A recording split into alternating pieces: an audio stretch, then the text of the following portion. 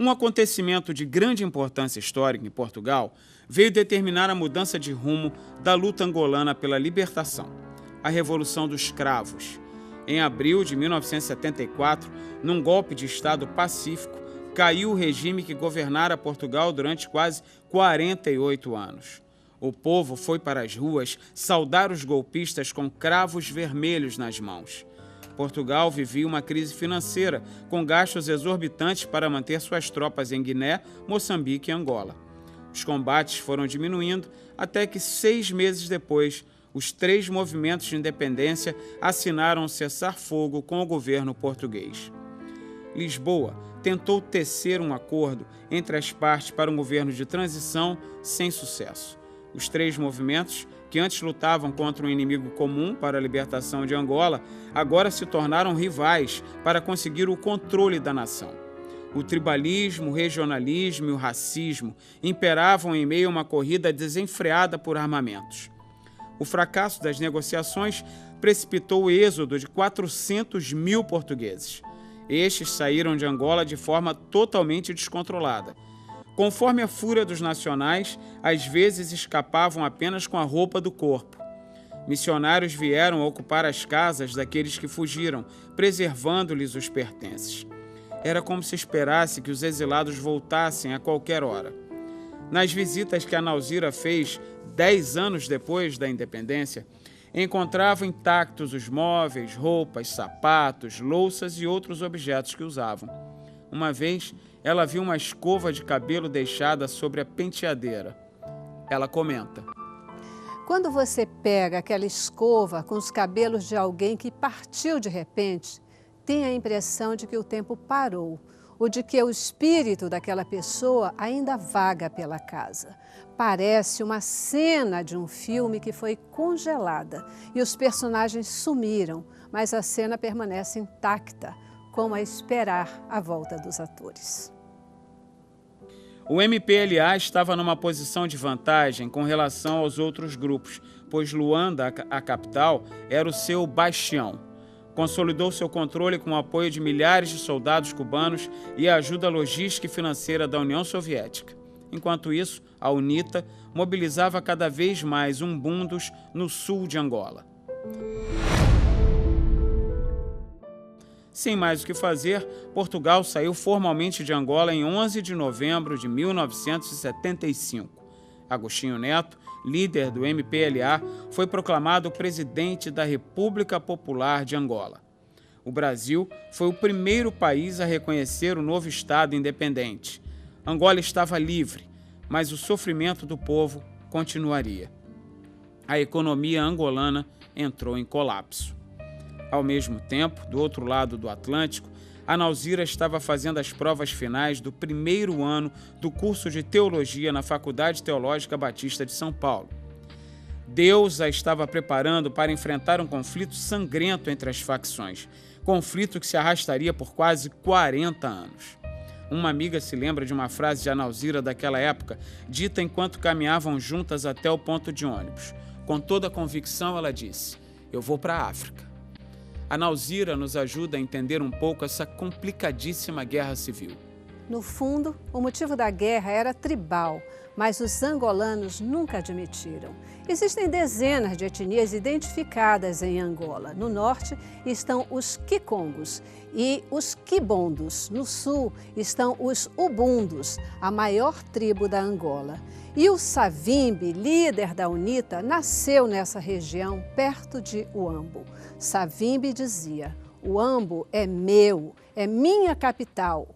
Umbundos, vamos nos unir contra eles", se referindo às tribos do norte. Então, havia muita rixa norte-sul. Segundo o Dr. Carlos M.H. Serrano, diretor do Centro de Estudos Africanos da Universidade de São Paulo, que nasceu em Angola, até hoje é comum uma pessoa do norte de Angola, ao xingar uma pessoa do sul, dizer: "Cala a boca, você já foi meu escravo." Ele fala de uma realidade de 400 anos atrás que continua viva na memória coletiva do povo. Para complicar ainda mais a situação, as grandes potências estavam preocupadas em demarcar esferas de influência na África, fazendo com que Angola se tornasse mais uma peça no jogo da Guerra Fria. Para consolidar seu poder, o governo do MPLA pediu ajuda militar de Cuba, que por sua vez estava alinhada com a União Soviética. A resposta da UNITA foi buscar ajuda nos Estados Unidos, que não queriam que um governo de linha marxista-leninista assumisse a liderança de um país da África Austral. Jonas Savimbi tinha também a colaboração do exército de mercenários sul-africanos. Como na maioria das guerras, o que estava em questão não eram tanto ideologias, mas interesses econômicos, intolerância política e luta pelo poder. Portanto, a tão sonhada independência não trouxe a paz para Angola.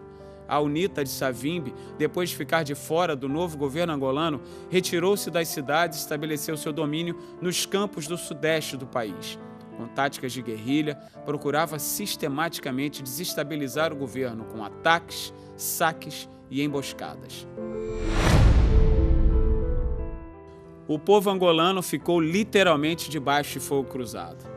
Nesse contexto, a Nauzira ouviu histórias inacreditáveis de pessoas que viviam em aldeias da província do Huambo. Elas contaram que durante a noite poderia aparecer a tropa da UNITA e castigá-las porque colaboravam com o MPLA. No dia seguinte, os soldados do governo batiam-lhes porque tinham passado informações para a UNITA. Nos anos seguintes à independência, uma das tarefas prioritárias do MPLA era a recuperação da economia angolana. Embora fosse um país rico em recursos naturais e agrícolas, a produção de café, açúcar, minério de ferro e diamantes declinou assustadoramente com o êxodo dos portugueses. Essa situação era decorrente da política portuguesa de não colocar angolanos em lugares de responsabilidade. Em geral, eles não tinham acesso à educação. A economia angolana tornou-se quase totalmente dependente do petróleo, cuja venda chegou a 90% do valor total das exportações angolanas na década de 1980. A maioria do povo angolano, porém, não recebia nenhum benefício desse comércio. Para financiar a luta contra a UNITA, o governo gastava mais de 40% de seu orçamento em material bélico. Sobrava muito pouco para investir nas áreas de educação, indústria e cidadania. Se o petróleo mantinha o exército do governo, eram os diamantes que moviam as tropas de Savimbi. Um relatório da ONU dizia que em apenas 10 anos, a UNITA vendeu 4 bilhões de dólares em diamantes no mercado mundial para financiar a guerrilha. A situação chegou a tal ponto que um analista político definiu Angola como uma terra amaldiçoada por sua riqueza. Outro comentou que o petróleo e os diamantes são as colunas gêmeas da riqueza angolana, como também o motivo de sua pobreza. Muitos angolanos também acham que os conflitos gerados pelos recursos minerais são responsáveis pelo declínio e a desgraça de seu povo. Ao mesmo tempo, o levenza, a moeda de Angola, sofreu uma desvalorização alucinante. Faltavam produtos nas lojas e supermercados. A economia ficou estagnada, não se produziam nem se importavam produtos. A produção industrial e agrícola sofriam. Não era possível plantar devido à guerra e ao solo minado. Já que o dinheiro não comprava quase nada, o povo sobrevivia à base da troca. A Nauzira relembra: em Angola eu trocava desodorante por comida. Essa troca acontecia nas praças de comércio que surgiam espontaneamente. Era um mercado paralelo em que as pessoas vendiam e trocavam de tudo, desde imóveis até uísque, carne fresca, roupas e outros itens de primeira necessidade. A necessidade de sobreviver em meio à guerra criou o que a Nauzira define como cultura do provisório, uma fragmentação da própria cultura angolana. A Nauzira entrou nesse cenário desesperançoso quando desembarcou pela primeira vez em Angola em novembro de 1985. Durante seus primeiros anos de trabalho missionário, a situação do país, embora precária, era relativamente estável, nas palavras dela. Nesses primeiros anos tinha guerra, mas era só à noite. A guerrilha vinha para atacar a cidade à noite, só alvos militares. Fora da cidade, ninguém andava porque havia combates constantes no campo e a guerrilha dominava.